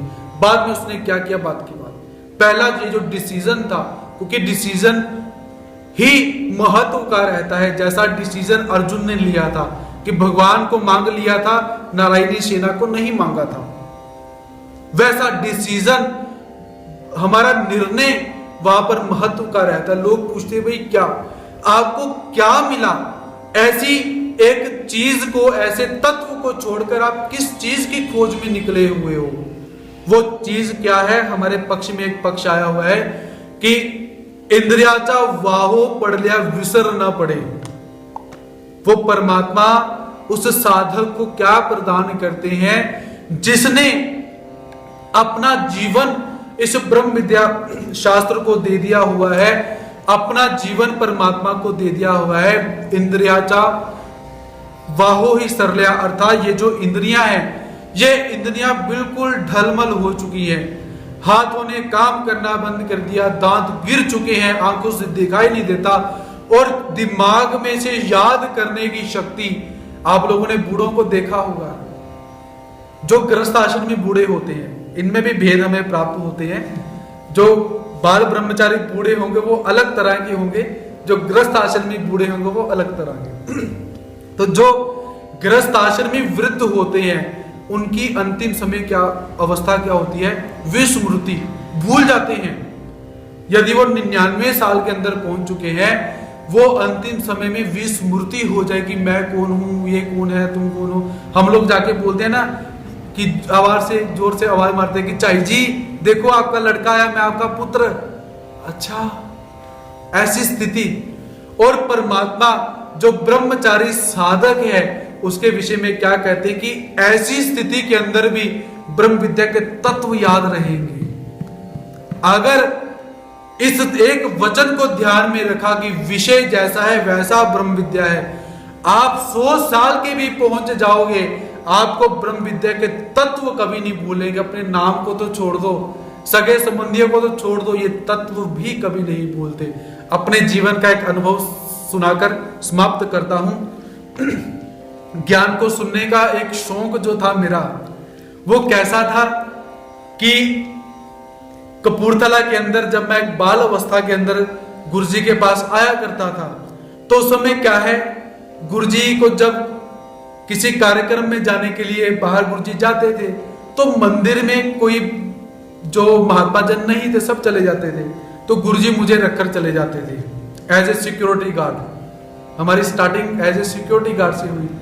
तो सिक्योरिटी गार्ड के तौर पर गुरुजी हमें रखते हैं कि बेटा बैठो, खाना बाहर से आएगा, अपना खाना खाओ, मंदिर का ध्यान रखना है, समय पर पूजा करना। एक छोटी सी गुरुजी की बात, शुरुआत स्टार्टिंग कहां से हुई। तो ये जो गीता आप यहाँ पर देख रहे हो, उस समय क्या था, गुरुजी के टेबल के ऊपर ऐसी ही एक गीता पड़ी हुई है, उसका लाल रंग का कवर है। उस गीता की किताब ने, तत्व को तो छोड़ दीजिए, उस किताब ने मुझे ऐसा आकर्षित करना शुरू किया कि मैं खोल के पढ़ूं इसे, क्या है क्या है क्या है। और पहला ही श्लोक लिखा हुआ था इतने बड़े बड़े मोटे अक्षरों के अंदर कि धर्म क्षेत्र कुरुक्षेत्र संवेदा युसव माम का पांडवाश्चव किम कुर्वत संजय।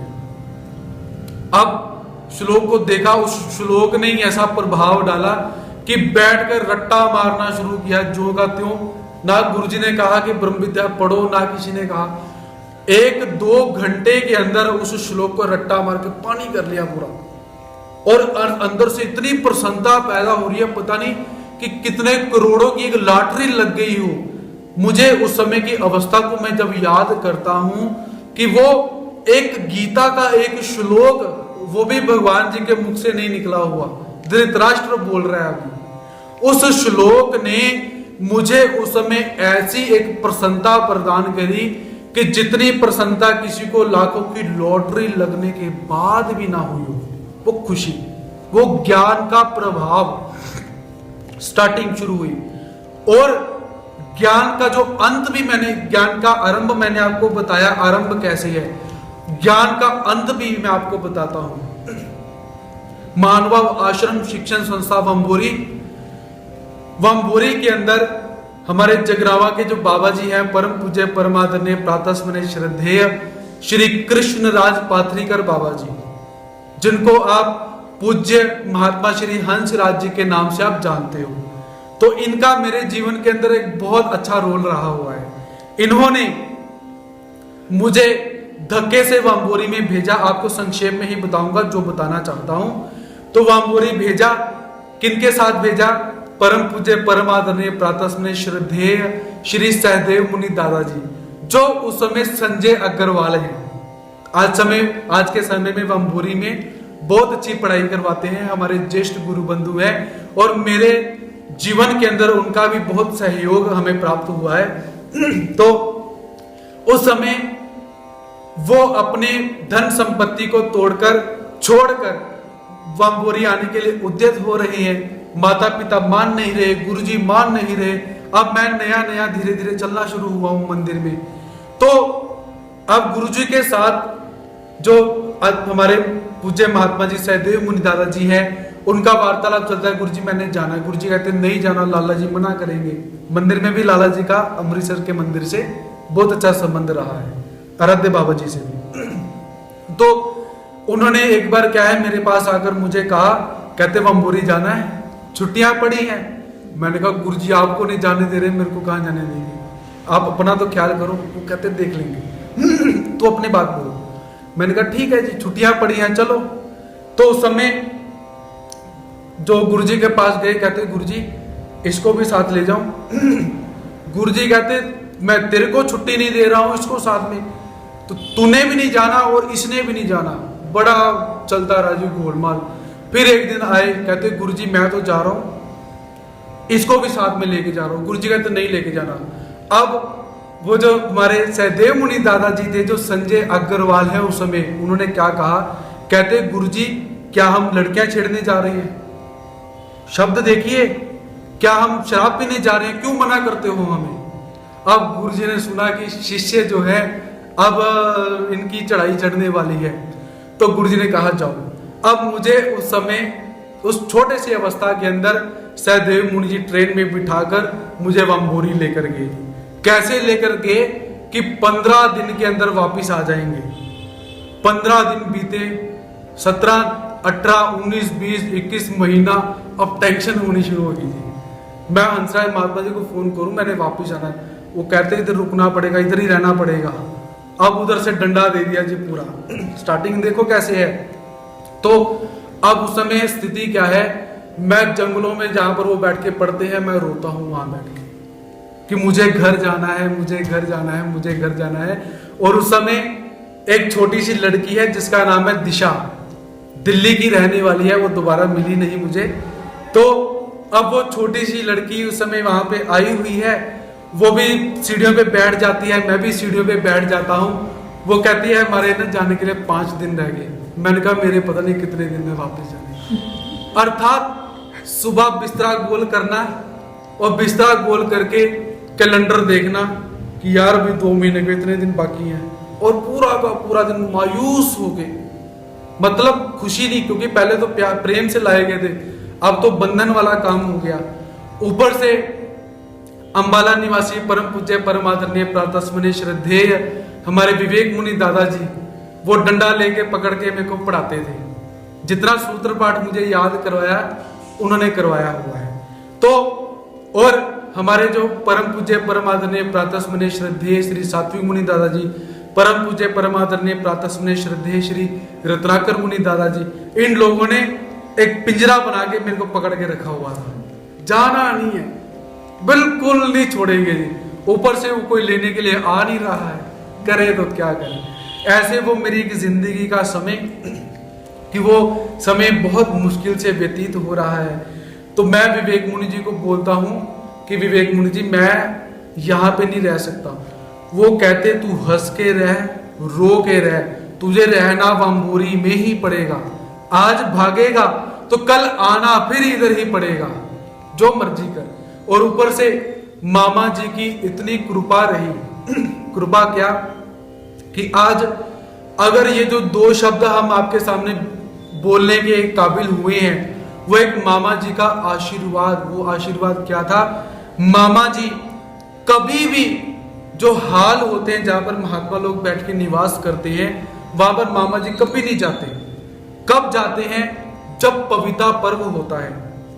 पविता पर्व से 1-2 दिन पहले सभी महात्मा लोग अपने हाल के अंदर मंदिर बनाते हैं, मामा जी के लिए आना है, तैयारियां करते हैं। बहुत तैयारियां होती हैं, सबको लगता है कि हमारे घर मामा जी आ रहे हैं। सारे के सारे हाल अच्छी तरह सजाई जाती है। तो मामा जी साल के अंदर 1 दिन उन हालों में चक्कर मारते थे। लेकिन जब मेरा 2 महीने का वो समय रहा, उस समय के अंदर मामा जी रोज वहां पर आया करते थे जहां पर हम लोग बैठकर खाना खाते हैं।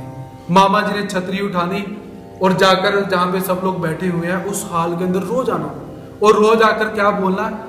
सहदेव मुनि महात्मा जी जो है दादाजी हमारे, वो बैठे थे संजय अग्रवाल जी के रूप में, मैं भी वहां बैठा, साथी मुनि दादाजी सारे बैठे। कहते तूने जाना है तो चले जा, इसको नहीं भेजना। मामा जी के शब्द क्या थे, तूने जाना है तो जा, इसको यहां से नहीं भेजना। रोना शुरू कि मैंने घर जाना है, मैंने घर जाना है, घर जाना है। और मामा जी ने दूसरा क्या कहा था, हमारे सात्विक मुनि दास जी को क्या कहते हैं, इस बच्चे ने जितनी पढ़ाई करनी है मैं पैसा खर्च करूंगा, इसको जितनी किताबों की आवश्यकता है मैं पैसा खर्च करूंगा, इसे पढ़ाऊंगा। मामा जी के शब्द, क्योंकि मामा जी का नियम है दीपावली के दिन जिन्होंने संन्यास नहीं लिया उनको 1000 रुपए, और जिन्होंने संन्यास ले लिया है उनको अपनी एक ड्रेस देते हैं। वो सारे सामने लगा के रख देते, जिसको जो चाहिए ले लो।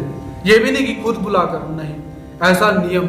और परमात्मा की कृपा से मुझे अपने ऊपर गर्व होता है कभी कभी कि इन सभी शिष्यों के अंदर मैं एक ऐसा शिष्य था जिसके लिए मामा जी के शब्द थे, इसको पढ़ाओ, मैं सारा का सारा पैसा लगाऊंगा, तुम इसे पढ़ाओ। ऐसा आशीर्वाद प्राप्त हुआ और उसी आशीर्वाद के निमित्त ब्रह्म विद्या शास्त्र की अंतिम सीढ़ी क्या थी कि वृद्धाप्य काल के अंदर भी वो ब्रह्म विद्या शास्त्र भूलता नहीं है। वो क्या था कि उस समय के अंदर जो परम पूज्य परमादरणीय प्रातः स्मरणीय श्रद्धेय आचार्य प्रवर हमारे गुरुओं के भी जो परम गुरु हैं अर्थात आचार्य प्रवर कैवल्यवासी श्री राजधर बाबा जी, संवत्सर के जो पुराने बाबा जी हैं, उस समय उनकी अवस्था मुझे क्या लगती है कि 90 प्लस हो चुकी है। तो बाबा जी का स्वास्थ्य बहुत बिगड़ चुका हुआ है, बहुत खराब, अर्थात कि सबको ऐसे लगता है कि बाबा जी का जो अंतिम समय है वो सामने आने वाला है। लेकिन सबके मन से था कि बाबा जी ने आज तक महावाक्य नहीं सुनाई, अब अंतिम समय आ गया, बाबा जी से निवेदन करें सारे के सारे मार्ग, एक मार्ग नहीं, सारे के सारे मार्ग मिलकर बाबा जी से निवेदन किया कि हे गुरुजी आप हमें महावाक्य का व्याख्यान करो। यहां तक कि बाबा जी की अवस्था क्या है, वो उस समय ना उठ पाते हैं ना बैठ पाते हैं, 4 लोग उन्हें पकड़कर उठाते हैं बिठाते हैं, जो ऐसी अवस्था है उनकी। तो उस स्थिति के अंदर मैंने अपने जीवन के बचपन के अंदर क्या देखा हुआ है कि मामा जी नीचे बैठे हैं, क्योंकि मामा जी के भी वो गुरु जी हैं, और बाबा जी कुर्सी के ऊपर बैठे हैं। और उस समय मेरा एक परम सौभाग्य कि जिस समय मुझे ये भी नहीं पता कि महावाक्य होते क्या है, ब्रह्म विद्या शास्त्र होता क्या है, उस समय मामा जी ने बम्बोरी में कहा कि जिनके सातों स्थल पूरे हो चुके हैं वही संवत्सर में जाकर महावाक्य सुनेंगे, जिनकी पढ़ाई चल रही है उनको जाने का ऑर्डर नहीं है। अब मैं उस समय घूमने फिरने के लिए आया हूं, तो मैंने सात्विक मुनि दास जी से कहा कि दादी मैंने भी जाना है, मैंने भी जाना है, मैंने भी जाना है। वो मुझे लेके चले गए जी। टिकट वाला आया, कहता टिकट दो जी, अब टिकट के लिए पैसे भी नहीं है। वो सात्विक दास जी बैठे, उनसे पैसे लो, उन्होंने टिकट खर्ची जी। हम वहां पर बच्चों की तरह खेलते खेलते पहुंचे वहां पर। अब वहां पर पहली बार महावाक्य की पोथी लग रही है, और वो पोथी कौन लगा रहे हैं, जिन्होंने आजीवन ब्रह्म विद्या शास्त्र को अपना जीवन दिया हुआ है, ऐसे अधिकरण। और उनके मुख से पहला शब्द मैंने क्या सुना हुआ है कि ज्ञान देउनी उद्धरिति। ये वाक्य मुझे आज भी याद है। उस समय मेरे पास मेरा सूत्र पाठ था, मैंने फटाफट वो चीज लिखी कि इन्होंने मुख से बोला क्या, वो सुना। उसके पश्चात वो चलता रहा उनका जी, कैसे उद्धार करते हैं, क्या होगा, कैसे होगा, चर्चा चलती रही, ये चलता रहा जी। तो उसी समय के अंदर हंसराय महात्मा जी संवत्सर आए, मैंने जिद की जो मुझे लेकर वापस आ गए। तो पहला भाग यहाँ पर मेरे जीवन का खत्म हुआ। लेकिन वो जो 2 शब्द, पहले श्रीमद् भगवत गीता का पहला श्लोक और दूसरा महावाक्य का पहला पक्ष, ज्ञान देवनी उद्धरिति, मैंने उस वृद्ध अवस्था के अंदर बाबा जी के मुख से सुना। जो व्यक्ति, जो अधिकरण ऐसी वृद्ध अवस्था के अंदर है, बोल भी नहीं सकते, वो पक्ष बोल रहे हैं बिना देखे हुए। देखकर पढ़ाना सबके लिए सुलभ है, लेकिन बिना देखे हुए पक्ष बोलना, शंका लगानी, प्रयोग लगाना, साधक बाधक आक्षेपों को देना, वो चीज मैंने देखी हुई है, मैंने अनुभव की हुई है। इसीलिए नैवम शोचितुम मरहसी, भगवान जी क्या कहते हैं कि ये अर्जुन, ये जो परम पवित्र ज्ञान है, इस ज्ञान को या तो परमात्मा का शास्त्र अपनी तरफ आकर्षित करे, या तो कोई ऐसे सदगुरु प्राप्त हो जाए कि जो इस शास्त्र को पढ़ने की इच्छा को जागृत करे। क्योंकि क्या है, इच्छा भी कभी कभी जागृत नहीं होती, क्योंकि कुछ गुरु कैसे हैं, शब्द बोलते हैं, हमारा दिल करता है सुनते रहो। जैसे अपने जीवन का अपना अनुभव बताया कि हमारे ऐसे अधिकरण ने वो ज्ञान देवनी उद्धरिति, वो शब्द मैंने आज भी लिखे हुए हैं, आपको मैं फोटो खींचकर अवश्य भेजूंगा कि किस समय, किस स्थिति, किस अधिकरण के मुख से क्या शब्द निकला हुआ था कि जो ऐसे अधिकरण प्राप्त हुए, ऐसा शास्त्र प्राप्त हुआ। तो इस शास्त्र को अपने जीवन का एक अंग बनाइए। ऐसा कोई दिन व्यतीत ना हो कि आपने शास्त्र को पढ़ा ना हो, सुना ना हो, देखा ना हो। आज गीता पढ़ने का दिल नहीं है, छोड़ दो, ब्रह्म विद्या शास्त्र खोलो। ब्रह्म विद्या शास्त्र सूत्र पाठ पढ़ने का दिल नहीं है, लीला चरित्र खोलो। लीला चरित्र पढ़ने का दिल नहीं है, स्मृति स्थल खोलो। स्मृति स्थल पढ़ने का मन नहीं है, श्री गोविंद प्रभु चरित्र खोलो। वो भी पढ़ने का दिल नहीं है, कुछ और अधिकरणों ने ग्रंथ लिखे उसको पढ़ो। लेकिन दिन कैसा है, एक भी दिन ऐसा नहीं जाना चाहिए कि जिस दिन हमने ज्ञान को पढ़ा ना हो, पढ़ाया ना हो। अर्थात जैसे जीवात्मा बिना विषय भोगे एक दिन भी नहीं रहता, वो खाने के रूप में हो, सुनने के रूप में हो, देखने के रूप में हो, या चमड़ी का विषय हो, स्पर्श का विषय हो, ऐसा एक दिन भी नहीं जाता। वैसे ही ब्रह्म विद्या शास्त्र को अपने जीवन का एक अंग बनाइए। फिर देखिए ये सिद्धांत तत्व कैसे पानी की तरह याद आएंगे, कि जैसे निर्मल पानी चलता रहता है, पानी के अंदर पानी चलता रहता है, ऐसा शास्त्र भी पानी हो जाएगा। और आपको जितने भी संशय होंगे आपके परमात्मा अपने आप निवारण करेंगे। जो चीजें किताबों में भी नहीं बताई वो भी आप बोलना शुरू कर दोगे। ऐसा समय भी आएगा। तो हमारा समय आज बहुत हो चुका हुआ है, तो आज के समय को और आज के सत्र को हम यहीं पर विराम देते हैं। कल पुनः परमात्मा की कृपा से उपस्थित होने का प्रयास रहेगा, क्योंकि हम प्रयास कर सकते हैं, कथा करवानी न करवानी परमात्मा के हाथ में रहता है। तो कल पुनः परमात्मा के दिव्य तत्वों को लेकर आप सबके समक्ष उपस्थित होने का प्रयास रहेगा। तब तक के लिए सभी भक्तों को जय श्री कृष्ण, दंडवत।